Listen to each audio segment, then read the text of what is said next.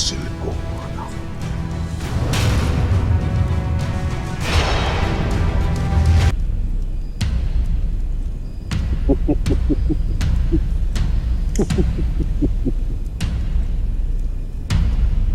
Natutuwa ako at muli kitang nakita. Ganun din ako. At kasama mo pa pala ang aking mga alagad. Wala kang alagad dito, Pirena. Nagbalik na sila sa aking pamumuno. Ngayon, ay tapat na sila sa akin. Mga taksil! Isinusumpa ko, gaya ng aking ina. Kung sino man ang magtaksil sa Hatoria ay siya rin nagtataksil sa brilyante ng apoy. Ngayon ay mararanasan niyo ang pagkasunog ng inyong mga wagis.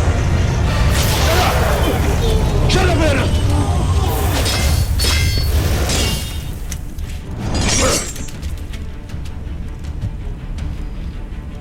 Hindi kita hinanap upang kalabanin, kundi para kausapin at ayaing umanib sa amin ang aking mga kapatid.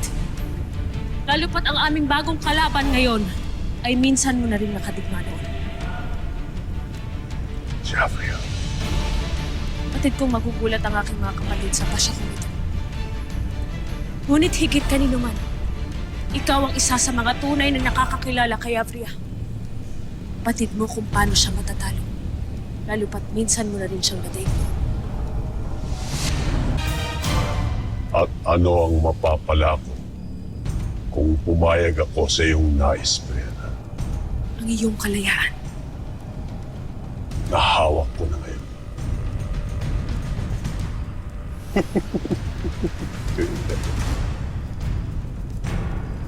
Ngayon ay ano ang ibibigay mo sa akin upang pumanig ako sa inyo?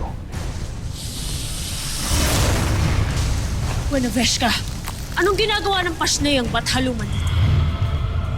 Upang alupin si Hagop ng isang magandang handog sakaling sa amin siya ni Abria pumanig.